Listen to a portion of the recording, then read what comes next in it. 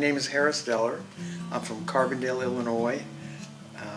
I did my graduate work at Cranbrook Academy of Art in Bloomfield Hills, Michigan, and before that I got a BA from Cal State Northridge in Northridge, California. I taught at Southern Illinois University, Carbondale for about 45 years. Retired about 10 years ago and have a studio behind my house that I've been working in for about 10 years. When I taught, the university provided a studio, so we were encouraged to work on campus. And as soon as I retired, I got off campus and got my own studio. And I'm able to go into the studio every day. It's just like maybe 30, 40 feet behind the house. It's a nice space. And sometimes I sit and don't do anything and just look around and wonder about what I should do, and other times most of the times I find something to do, and usually pretty much work every day if I'm at home. You know, I came in ¡75, and I think in the early, well, you know, some of those people were ceramicists. A number of people left and went to New York and really did well for themselves. A guy named Jimmy Wright, a guy named Arch Conley, several others whose names I can't remember. And yes, several of them were ceramic majors at that time. There was a gentleman named Nick Vergette who taught there, who unfortunately passed away way too early in his career, who he seemed to have an ability to draw people in. I came in '75, and I don't want to say I replaced Vergette because I don't think anyone could have really replaced him. When I got there, you got that impression of this gentleman really had a lot of charisma. But yeah, I was there for headed ceramics for at least 40 years, and we did pretty well for ourselves. I can't complain. The university did well for itself. When I left, there was 23,000 people, and unfortunately now it's down to 11,000. So the art department itself was pretty vibrant. I think we were rated in the top 30 for U.S. News and World Report for an MFA program most of the time I was there, and it was a pretty vibrant place. Right. Well, there were several. I was hired by a guy named Brandt, who was a metalsmith who was also from Cranbrook, and there were several other faculty members. I think a painter named Larry Bernstein who was from Cranbrook, Alden Addington who taught sculpture. So there were several other faculty members there from Cranbrook. So this idea of identity, which also, I mean, the idea of being able to recognize a work of art not by the signature but by the work itself stands out for the person who made it, that there's something there that lets you know this was made by so-and-so. And in a lot of ways, it's something that I've sort of followed or kept to over the years, but it's also become a ball and chain. There's this idea of, you know, how can I diverge from that, and how far can I diverge from that and still it be recognizable as part of my body of work. So that's sort of a rule of thumb that I've sort of stuck with in my studio practice. So I work in porcelain, which I've stuck to.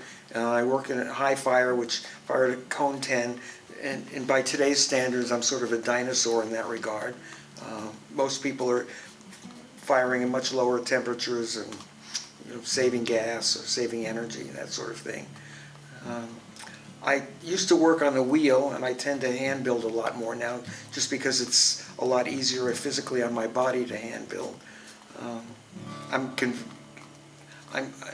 wedded to the vessel. I really like the ceramic vessel as a vehicle or a jumping off point. The work, I would say, is very sculptural, though.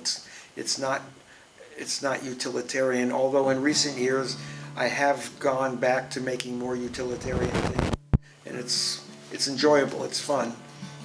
I began working with utilitarian work. Well, when I first began my career, utility was just not getting any attention. I think everyone was looking for ceramics with content, and it wasn't enough to, you know, a bowl or a cup wasn't enough content, basically. There had to be something in addition to that. And so I first started by doing these cups that were a marriage between the handle and the vessel itself, and the handle sort of penetrated the volume. And the volume was very zoftig, soft, very female-like, and the handle was very tubular, and basically there was that penetration. And then the coloration went along with it. the vessel was usually white with a nice red interior, very passionate kind of interior, with a very subtle red penetrating into the interior. And I sort of followed that for a long time into teapots and other forms that sort of had a sense of fertility to them. And at some point in time, I wanted to, I would say the work was, I was always interested in contour over volume. And so sometimes along the way I began to basically suppress the volume or make a work that was more visual, and that you would take, it would be tactile to the eye which I know that's something that can't be, because tactility is about touch and feel the fingers, but I was trying to engage the eye more, and so the profile and contour of the piece became much more important to me. And I was doing some reading about Sevware and how they were made for the mantle, and a mantle, and I started thinking about making things for a mantle, basically. So I began to collapse or squeeze the pieces together and the forms together, and I was still working with pretty much the same forms I was working with, except I was flattening them. And that's pretty much where I'm at today. I mean, I continue to do that. I've got some newer work that's three-dimensional, and some even newer work that's also much more three-dimensional, and I'm not sure where that's going to go yet. But it is nice to not know. Very nice not to know, actually. Yeah. It's kind of nice to be able to make something in the studio and be surprised by it. You know, I'm honored that you've asked me to show here. I mean, it's as simple as that. It's not like people are beating down the door to exhibit my work. And I don't know, it's a nice city, it's a nice place, it's a nice gallery, it's a nice facility. I'm showing with some people who I respect. I mean, all of the people I'm showing with I respect, so why not?